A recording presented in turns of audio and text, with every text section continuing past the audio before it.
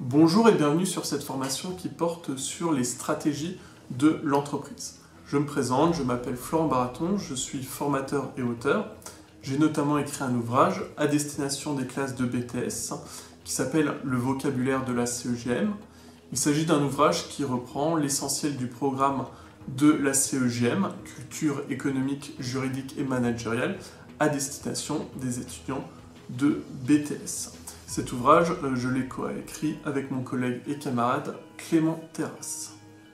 Les objectifs de cette formation sont multiples. Tout d'abord, nous allons chercher à comprendre la notion de stratégie. Qu'est-ce que la stratégie? Comment peut-on définir la stratégie? Et quelles sont aussi les différentes définitions de la stratégie qui existent selon divers auteurs du management. Ensuite, nous allons essayer de comprendre l'importance de la stratégie pour une entreprise, pourquoi une entreprise décide de conduire une stratégie et quelles sont les finalités de cette stratégie. Ensuite, nous verrons les différentes orientations stratégiques possibles pour une entreprise. Et enfin, pour chaque stratégie que nous étudierons, nous verrons les avantages et les inconvénients de chacune. Pour conclure, nous ferons un petit exercice pratique afin de voir si vous avez bien compris ces différentes notions de stratégie. Dans ce premier chapitre, je vous propose de nous questionner ensemble sur cette notion de stratégie. À quoi renvoie la notion de stratégie et quelle pourrait en être la définition générale aujourd'hui? Tout d'abord, il faut savoir que le terme stratégie, étymologiquement, renvoie à stratégos, un terme grec qui signifie mener l'armée. Les stratégos, ou ce qu'on appelle aujourd'hui les stratèges, étaient, et sont encore dans une certaine mesure, ceux qui conduisent la guerre. Ce sont ceux qui prennent les décisions de politique de type militaire. Et c'est une notion que l'on retrouvait déjà dans la Grèce antique. Le stratégos était le tacticien qui gérait les manœuvres militaires. Cette notion de stratégie renvoie toujours à une notion militaire, mais elle est également aussi beaucoup utilisée dans le domaine de l'entreprise et notamment dans ce que l'on nomme la discipline du management stratégique. Dans les années 60, un auteur comme Igor Ansoff va essayer de dresser une typologie des différents types de décisions dans l'entreprise. Il va donner trois grandes formes de décisions. Les premières sont les décisions de type opérationnel. Nous avons ensuite les décisions tactiques et enfin les décisions de type stratégique. Concernant les décisions opérationnelles, il s'agit d'un ensemble de décisions qui sont prises sur le court terme, qui seront menées par tous ceux qui ont la maîtrise de ce type de décision. Donc ce sont des décisions qui sont courantes, avec un degré d'incertitude qui va être relativement faible, un degré de réversibilité qui va être, lui, élevé. Donc les décisions opérationnelles sont des décisions qui peuvent être prises par n'importe qui dans l'entreprise, qui auront un impact assez faible sur l'entreprise. Pour vous donner un exemple, on peut citer par exemple l'achat de fournitures. Nous avons ensuite les décisions de type tactique. Les décisions tactiques sont des décisions sur le moyen terme. Généralement, ce sont les directions de fonctions qui vont prendre ce type de décision, les cadres, les managers d'entreprise. Le degré d'incertitude est plutôt élevé, avec un degré de réversibilité plutôt faible. Donc, le type de décision tactique aura un certain coût. On peut par exemple citer le recrutement d'un manager ou encore l'achat de machines pour la production. Le dernier type de décision sera la décision de type stratégique. Cette décision est sur le long terme. Généralement, il s'agit de la direction de l'entreprise, les cadres supérieurs, le PDG, les actionnaires, qui peuvent prendre ce type de décision. Le degré d'incertitude est lui très élevé, le degré de réversibilité est quant à lui très faible. Par exemple, l'idée de diversifier sa gamme de produits est un type de décision stratégique. Cette notion de stratégie était sujet à beaucoup de réflexions de la part des auteurs de la stratégie. On note par exemple Alfred Chandler qui définissait la stratégie comme consistant à déterminer des objectifs et des buts fondamentaux à moyen et long terme d'une organisation, puis à choisir les modes d'action et d'allocation des ressources pour atteindre ces mêmes buts et objectifs. Donc, dans la définition de Chandler, on retrouve bien l'idée de moyen et long terme. La stratégie, les décisions stratégiques, ont cela de commun que ce sont des décisions qui sont sur le long terme et qui auront un impact également pour l'entreprise sur le long terme. Nous avons également Henry Mintzberg, qui est très connu donc, pour le travail qu'il a fait sur les fonctions de l'organisation et surtout la structure de l'organisation. Lui va définir la stratégie de façon assez simple. Pour lui, la stratégie consiste à se questionner sur quoi produire, comment produire et à partir de quels moyens. Enfin, le dernier auteur qui va nous intéresser est Michael Porter. Michael Porter est, on pourrait l'appeler comme cela, le pape de la stratégie, puisqu'il a beaucoup réfléchi à ces notions de stratégie d'entreprise. Et pour lui, la stratégie d'entreprise consiste à surmonter les contraintes de l'environnement grâce à un modèle qu'il définit comme les 5 forces concurrentielles ou ce qu'on appelle également les 5 forces de Porter, en organisant les ressources disponibles grâce à un outil que lui appelle la chaîne de valeur. Et le but de la stratégie pour Michael Porter est d'obtenir un avantage concurrentiel. Qu'est-ce que l'avantage concurrentiel? L'avantage concurrentiel, c'est un avantage qu'aura une entreprise sur ses concurrents qui lui permettra de se distinguer durablement de ses concurrents et qui lui permettra d'asseoir une position importante sur le marché. À partir de ces différents éléments, on peut tenter de construire une définition générale de la stratégie. Je vous propose ma définition de la stratégie. La stratégie est l'ensemble des décisions qui vont avoir un impact important sur le futur de l'entreprise. Les décisions stratégiques sont prises par les plus hauts sommets de la hiérarchie, actionnaires, cadres supérieurs, PDG. Elles ont des coûts relativement importants et sont donc difficilement réversibles. La stratégie doit pouvoir prendre en compte les contraintes de l'environnement de l'entreprise, mais également les forces et faiblesses de la structure. La stratégie de l'entreprise doit être générale ou alors adaptée selon les domaines d'activité stratégique de l'entreprise. L'entreprise peut donc avoir une stratégie générale unique ou alors de multiples stratégies au sein de ces différents domaines d'activité stratégique.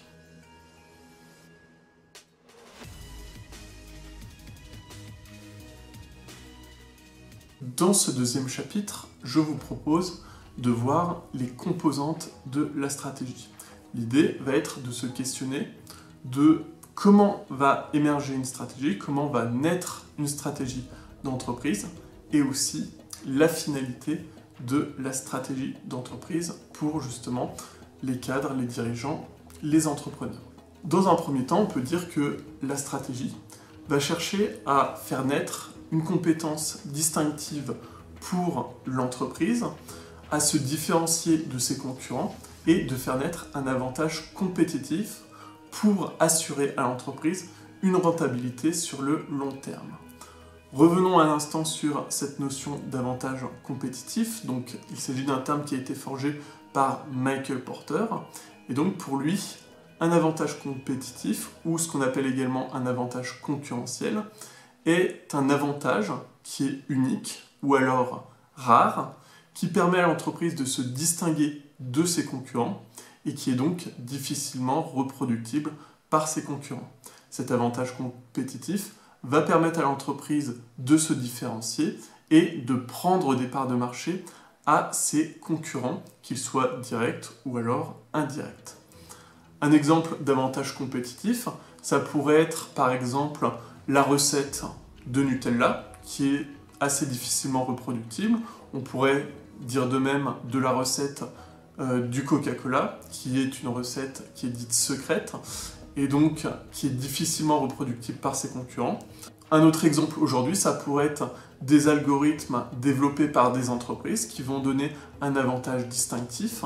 Un autre exemple d'avantage compétitif est celui de Google, qui dispose d'algorithmes très complexes qui lui permettent en fait d'avoir un moteur de recherche qui soit très développé, très efficient. Et donc l'entreprise, en menant sa stratégie, va pouvoir se distinguer de ses concurrents. On peut à présent réfléchir à la façon dont les stratégies vont naître. Il y a plusieurs possibilités. L'entreprise peut avoir une stratégie qui est délibérée, c'est-à-dire qu'elle aura été planifiée, qu'elle aura été organisée à l'avance avec un plan d'action précis pour pouvoir en fait se développer sur le marché. La stratégie peut être également émergente. Ici, l'entreprise va faire face aux différents changements de son environnement afin donc de mettre en place une stratégie. Il y a également ce que l'on nomme la stratégie déduite, une stratégie qui est déduite de l'environnement, qui elle donc cherche à observer les opportunités et les menaces de son environnement afin d'en tirer un avantage. Ici, on peut citer l'exemple de Nestlé qui, voyant l'augmentation de la consommation des glaces aux États-Unis, décida de racheter donc différentes marques de glace pour pouvoir s'implanter sur le marché américain. Il y a enfin la stratégie construite. Cette stratégie construite se développe grâce aux compétences et aux ressources de l'organisation. Dans ce troisième chapitre, je vous propose de commencer à étudier les différentes formes de stratégies qui existent. Nous allons débuter par les stratégies qui sont dites globales, c'est-à-dire des stratégies qui vont concerner l'ensemble de l'entreprise. La première stratégie dont nous pouvons parler est la stratégie de spécialisation, c'est-à-dire que l'entreprise va avoir un seul et même corps de métier. Ici, elle va déployer l'ensemble de ses ressources et de ses compétences sur une seule et même activité. Nous pouvons citer ici par exemple l'entreprise Piscine des Joyaux qui est spécialisée dans la conception et dans l'installation de piscines. Il s'agit de son activité première, principale, elle est connue et reconnue pour ça depuis une cinquantaine d'années, et donc c'est bien cette spécialité, cette spécialisation qui fait la reconnaissance de l'entreprise. Opposée à cette stratégie de spécialisation, nous avons évidemment la stratégie de diversification. L'entreprise va développer au sein de son organisation différents cœurs de métier. L'entreprise va développer de nouvelles activités au sein de son activité principale. Ce qui est à noter avec cette stratégie de diversification, c'est que la diversification peut se faire sur des produits semblables ou alors des produits complètement différents. Un exemple que je pourrais vous donner est l'exemple d'Amazon, qui est avant tout une entreprise qui est spécialisée dans le commerce en ligne. Il faut savoir que l'entreprise Amazon détient près de 50% du commerce mondial en ligne, mais au-delà de son activité principale, de son cœur de métier, qui est la logistique, l'entreprise développe de nombreux autres services que vous connaissez sans doute, tels que la vidéo à la demande, la musique à la demande, mais elle a aussi d'autres activités qui sont moins connues, comme par exemple la gestion des données ou alors des assurances. Il est à noter que généralement ce sont les PME qui vont être dans des stratégies de spécialisation et que plus une entreprise va se développer, plus elle va développer de nouveaux cœurs de métier. Une activité ou des activités est ce que l'on appelle en management et en stratégie des DAS, des domaines d'activité stratégique. L'entreprise va être découpée en une DAS, une activité, ou en différentes DAS, chaque DAS se caractérisant par ses compétences, ses ressources, ses clients et ses gammes de produits et ou de services. Ainsi, l'entreprise pourra faire le choix à développer un DAS, un domaine d'activité stratégique précis, par la spécialisation, ou développer différents DAS en choisissant une stratégie de diversification. Ici, on peut noter un ensemble d'avantages et d'inconvénients à ces deux stratégies. Pour la première, la stratégie de spécialisation, l'entreprise réalisera des économies d'échelle liées à l'expérience qu'elle pourra acquérir sur son domaine d'activité.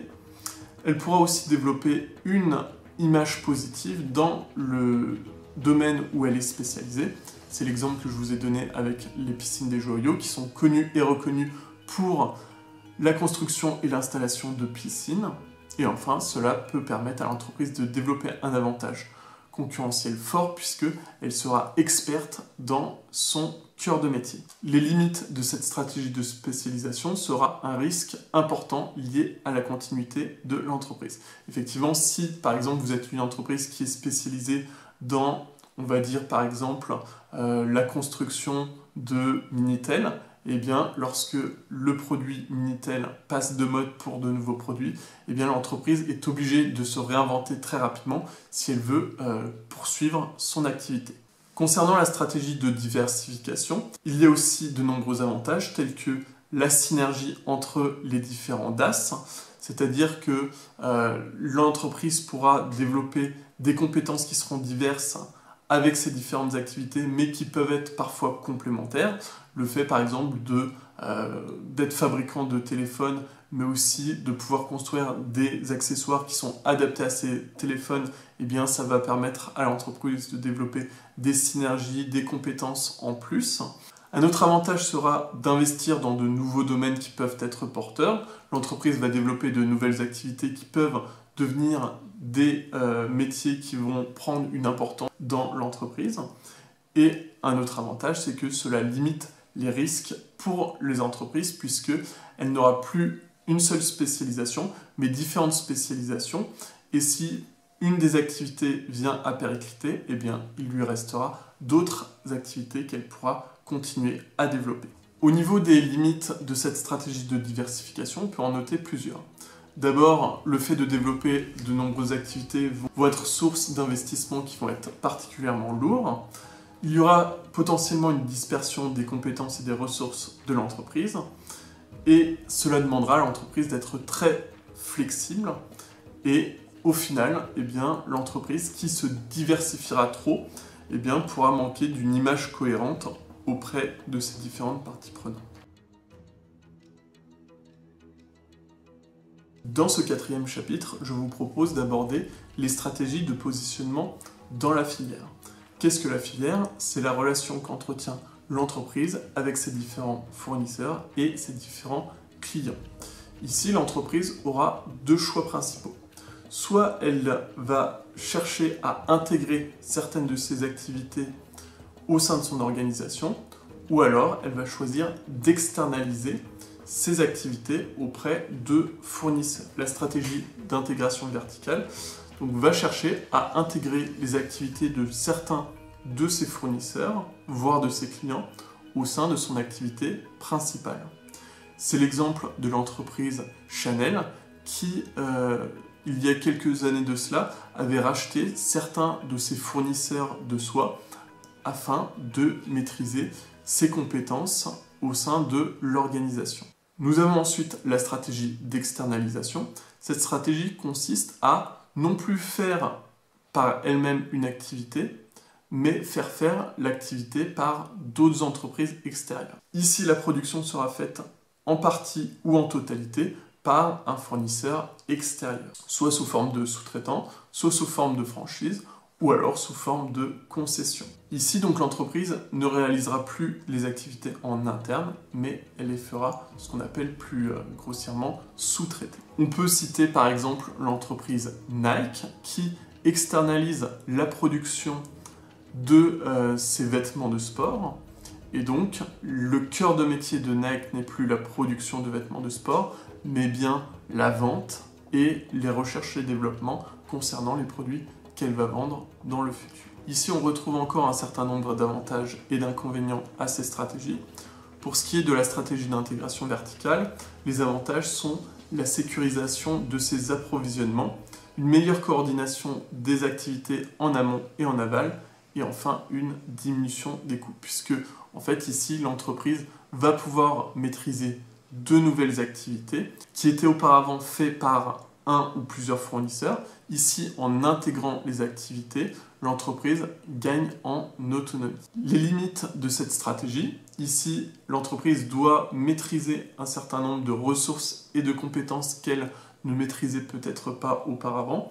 Ce sont des stratégies qui sont coûteuses et risquées. Effectivement, le fait de racheter, de fusionner certaines entreprises avec la nôtre va avoir un coût qui est risqué. Et donc ici, l'évolution de la firme avec l'intégration de ces nouvelles activités va avoir une répercussion importante dans l'organisation de l'entreprise.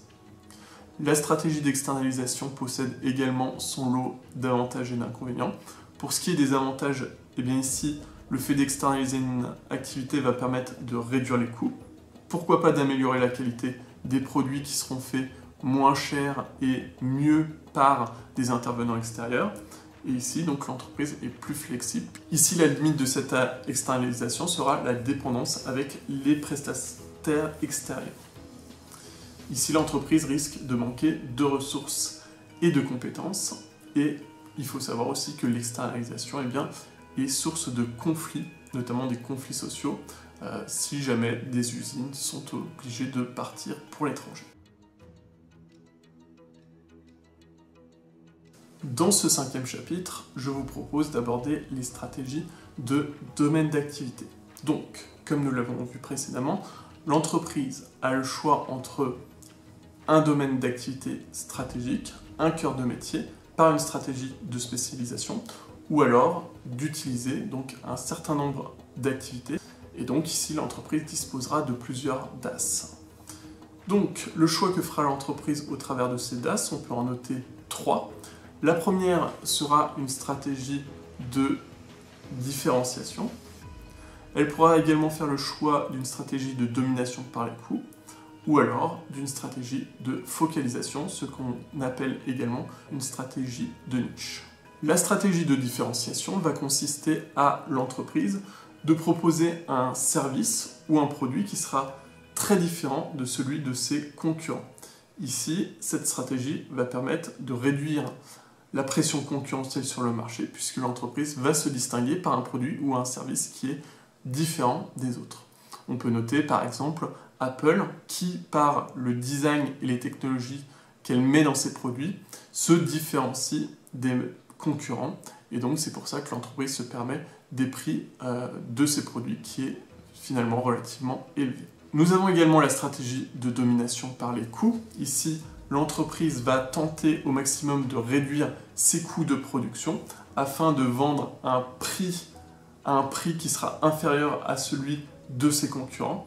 Et ici, donc, l'objectif va être de viser un plus large public. On peut noter par exemple une entreprise comme Lidl qui vend ses produits plutôt moins cher que les concurrents de grande distribution. Enfin, dernière stratégie, la stratégie de focalisation. L'entreprise, en fait, va chercher à atteindre un segment très restreint de clients. Ici, en fait, l'entreprise va essayer de trouver une clientèle qui est finalement assez restreinte. En visant une niche, l'entreprise pourra limiter la confrontation directe de ses concurrents. Un exemple de stratégie de focalisation, par exemple Ferrari, qui vend donc ses véhicules à une clientèle qui est très restreinte, une clientèle de luxe qui est capable de mettre plusieurs dizaines de milliers d'euros dans un véhicule. Au niveau des avantages et des inconvénients, la stratégie de différenciation permet d'éviter une concurrence qui va être trop directe. Cela permet aussi de développer des barrières à l'entrée qui vont empêcher donc les concurrents d'aller sur ce marché, et cela permet aussi de fidéliser sa clientèle. Pour reprendre l'exemple d'Apple, on voit bien que les clients d'Apple, ce qu'on appelle les Apple Addicts, sont très fidèles à la marque puisqu'ils reconnaissent la qualité des produits. En termes de limites, cette stratégie de différenciation doit être vraiment perçue par la clientèle. Si l'entreprise cherche à faire une stratégie de différenciation mais qu'elle n'y parvient pas, elle aura investi des coûts qui finalement n'auront pas de plus-value pour les clients.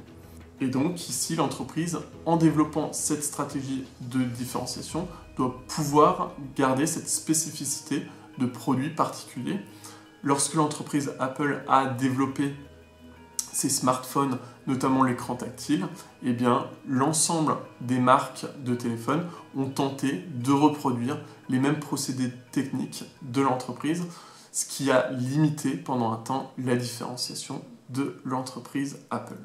Concernant la stratégie de domination par les coûts, ici, cette stratégie permet d'accroître rapidement le chiffre d'affaires de l'entreprise. Elle va aussi améliorer sa rentabilité, ses parts de marché. Elle peut limiter, voire affaiblir certains concurrents qui vont avoir une pression trop forte en termes de coûts. Et donc ici, cela permet également de développer des barrières à l'entrée puisque l'entreprise proposera des produits qui seront beaucoup moins chers que les concurrents. En termes de limites, la concurrence ici est assez vive. On va avoir ce que l'on appelle une guerre des prix entre les différents concurrents. Et donc ici, le fait de développer des stratégies de domination par les coûts eh bien, va nécessiter des investissements importants pour développer des économies d'échelle. Enfin, la stratégie de focalisation a pour avantage premier d'éviter une concurrence qui va être trop grande. Effectivement, il y a peu de concurrents aux marques de luxe de véhicules, puisque la plupart des marques de véhicules eh bien, sont plutôt grand public, puisque les investissements sont très importants. Et donc cette stratégie de focalisation, qui est plutôt portée sur les produits de luxe, a l'avantage d'avoir assez peu de concurrents. Et ici, donc, un autre avantage, c'est que on arrive au mieux à concerner, à répondre aux attentes des clients et ainsi de les fidéliser. Ici, la stratégie de focalisation rend extrêmement dépendant l'entreprise vis-à-vis de ses différents clients. Dans ce 6e chapitre, nous allons étudier les stratégies de développement de l'entreprise. Ici, l'entreprise a deux principales possibilités d'un point de vue stratégique. La première sera la stratégie de développement par la croissance interne et ou externe. Ici, donc, l'entreprise va chercher à se développer par la croissance interne, donc en augmentant le nombre de machines, en augmentant le nombre de salariés de sa structure, ou alors donc en externe, en rachetant des structures qui sont déjà existantes. En termes de stratégie de développement interne, on peut notamment parler de Facebook qui, à sa création, au début des années 2000, comptait 7 salariés. Aujourd'hui, l'entreprise est à plus de 35 000 salariés, donc en 2020. Elle peut également faire le choix de l'internationalisation. Ici, l'entreprise va décider d'implanter et distribuer ses différents produits dans des pays étrangers en fonction des opportunités en présence. Ici, on va distinguer une firme internationale d'une firme transnationale. Une firme internationale sera présente un petit peu partout avec des productions dans différents pays et également des points de vente, tandis qu'une entreprise transnationale eh bien, aura la production dans une zone du globe, la commercialisation dans une autre zone du globe, etc. etc. Un exemple d'entreprise qui a une stratégie d'internationalisation, eh bien, c'est évidemment McDonald's, qui est présent dans à peu près tous les pays du monde, avec évidemment des menus qui sont adaptés aux différentes cultures locales. Je pense notamment en Inde, où la vache étant un animal sacré, les hamburgers au bœuf se vendent assez peu. Concernant les avantages et les inconvénients, la croissance interne et externe, donc la stratégie de développement par la croissance interne-externe, va permettre à l'entreprise d'augmenter ses parts de marché, de faire jouer sur l'effet d'expérience, de réaliser une synergie. C'est un signe également de bonne santé pour l'entreprise qui va favoriser un bon climat social dans la structure, puisque le fait de voir l'entreprise se développer, ça génère plutôt une forte motivation de la part des salariés. Enfin, au niveau des limites, eh bien, plus une entreprise va augmenter en taille, plus les processus vont être limités. Ça va être des opérations qui vont être coûteuses pour la structure. Il y a des risques de mésentente et ou de choc culturel entre l'entreprise et finalement les nouvelles organisations qui vont faire partie de cette entreprise. Et enfin, donc, l'effet de synergie n'est pas forcément assuré. Concernant les avantages de la stratégie de développement à l'internationalisation, eh bien ici, l'entreprise va pouvoir accéder à de nouveaux marchés. Elle va profiter des conditions nombreuses des avantages sur le pays implanté en termes de fiscalité, de réglementation. Cela va lui permettre de diminuer ses coûts, notamment ceux de la main-d'œuvre, et d'augmenter sa rentabilité par des effets d'échelle qu'elle va réaliser. On peut également noter un certain nombre de limites. Eh bien, le fait de s'internationaliser va augmenter les risques. L'éloignement géographique et culturel du pays d'origine peut être également un frein. on peut aussi avoir des difficultés d'intégrer nos produits sur des marchés où la culture est assez différente. Donc ça va augmenter la difficulté de gestion et ça va complexifier l'organisation avec des cultures, des langues qui vont être différentes. Nous avons à présent vu les grandes stratégies de l'entreprise. On peut finalement se poser une question. Cette question, c'est à savoir si la stratégie est un processus rationnel. A priori, lorsqu'une entreprise décide de mettre en place sa politique stratégique, eh bien, elle va faire un ensemble d'étapes assez construites. D'abord, elle va mettre en place le choix stratégique. Ensuite, elle va définir des objectifs. Elle va définir différents indicateurs pour mesurer si les objectifs sont atteints. Elle va mettre en œuvre et suivre les résultats. Enfin, elle va analyser les écarts et mettre en place des mesures correctives, ce qu'on appelle également des feedbacks. En réalité, les processus stratégiques sont généralement plus chaotiques que cela. Il y a une part importante qui est faite avec l'improvisation, le facteur chance, le hasard. On peut évoquer aussi le cas de l'entreprise Google qui affirme clairement ne pas avoir de stratégie. En fait, pour les dirigeants de Google, il y a une finalité à l'entreprise qui est le fait un peu utopiste de partager les informations et les connaissances dans le monde, mais l'entreprise n'a pas en soi de stratégie. Et en fait, ce qu'on peut observer, et c'est ce que va illustrer Mintzberg, c'est que les dirigeants en entreprise prennent bien souvent un très grand nombre de décisions et ne planifient pas sur plusieurs années leurs grands axes stratégiques. Et puis, les stratégies qui sont menées en entreprise sont souvent modifiées. Elles ne vont finalement pas beaucoup ressembler à ce qui a été initialement planifié. Et donc, la part de hasard est très importante dans la définition d'une stratégie. Le succès ou l'échec de la stratégie, finalement, va dépendre d'un ensemble considérable de facteurs qui peuvent être internes ou alors externes à l'entreprise. Donc ce qu'il faut savoir, c'est qu'aujourd'hui, cette notion de stratégie est quelque peu remise en cause puisque de nombreuses entreprises vont planifier sur quelques semaines, voire quelques mois, mais n'auront pas de gros plans à long terme puisque le fait de ne pas définir de stratégie va permettre aux entreprises de garder une certaine flexibilité dans leurs actions et de pouvoir s'adapter le plus rapidement possible à un marché qui est toujours en évolution. Pour terminer ce cours, je vous propose un petit exercice pratique qui sera d'identifier les différentes stratégies des entreprises que je vais vous présenter. Donc, je vais vous présenter au total 9 entreprises. Pour chaque entreprise, vous allez essayer de retrouver la stratégie qui est présentée. Alors, il faut savoir que chaque entreprise que je vous présente ici ont en réalité plusieurs stratégies. Mais à travers l'exemple que je vais vous donner, vous allez essayer d'identifier la stratégie principale que je cherche à vous montrer. Première entreprise, c'est l'entreprise BIC. BIC est une entreprise qui vend divers produits tout à fait distincts les uns des autres, comme des stylos, des feutres, mais également des briquets. Donc premier exemple BIC. Ensuite nous avons l'entreprise Zara. Donc l'entreprise Zara est une entreprise dont la chaîne d'habillage débute avec des bureaux avec 200 stylistes qui réfléchissent à la conception des produits de la marque, puis au magasin, donc 650 boutiques Zara qui vendent les produits de la marque. Ensuite nous avons l'entreprise Geox. Geox est une entreprise qui essaye de se différencier de ses concurrents par des chaussures qui respirent. Et donc là, l'entreprise sur le marché des chaussures se distingue par une technologie particulière qui sont des petits trous sous la semelle, sur la semelle, afin de permettre aux pieds de respirer.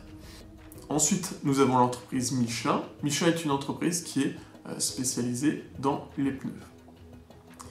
Nous avons Adidas.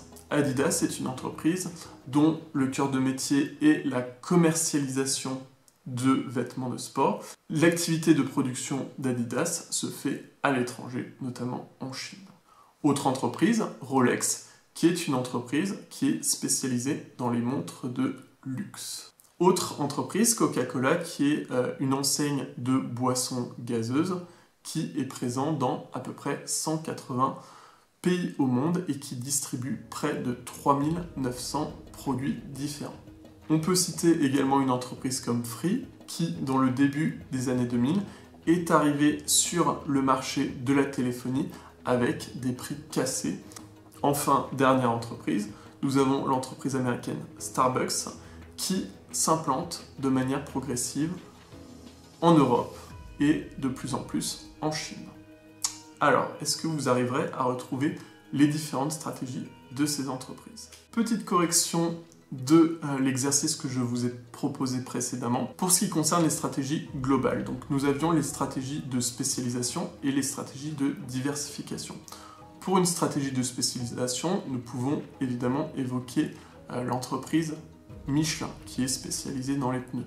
On aurait pu également citer Rolex, qui est spécialisée dans les montres. Mais l'exemple Rolex, nous le prenons pour une autre stratégie. En ce qui concerne une stratégie de diversification, et bien là, nous pouvions citer Bic, qui à la fois produit des stylos et des briquets, qui sont finalement deux activités qui semblent assez différentes. Concernant les stratégies de positionnement dans la filière, eh bien nous pouvions citer Zara, qui a une stratégie d'intégration verticale, puisqu'elle possède ses propres stylistes qui conçoivent les vêtements, et enfin les magasins Zara qui vendent ces mêmes vêtements. En stratégie d'externalisation, eh bien, tout comme on avait pu citer Nike précédemment, Adidas a cette même stratégie d'externalisation, puisque elle fait produire ses vêtements dans des pays où les coûts de production, et notamment les coûts de main-d'œuvre, sont moins chers. En ce qui concerne les stratégies par DAS, par domaine d'activité stratégique, pour ce qui concerne la stratégie de spécialisation, eh bien, nous pouvions citer Geox, qui se distingue de ses concurrents par la technologie qu'elle met pour avoir des chaussures qui respirent. Concernant la stratégie de domination par les coûts, eh bien là, nous pouvions reprendre l'exemple de Free. Free qui avait proposé des forfaits beaucoup moins chers que ses concurrents, obligeant justement ses concurrents à redéfinir leur politique de prix sur les années qui vont suivre l'implantation de Free.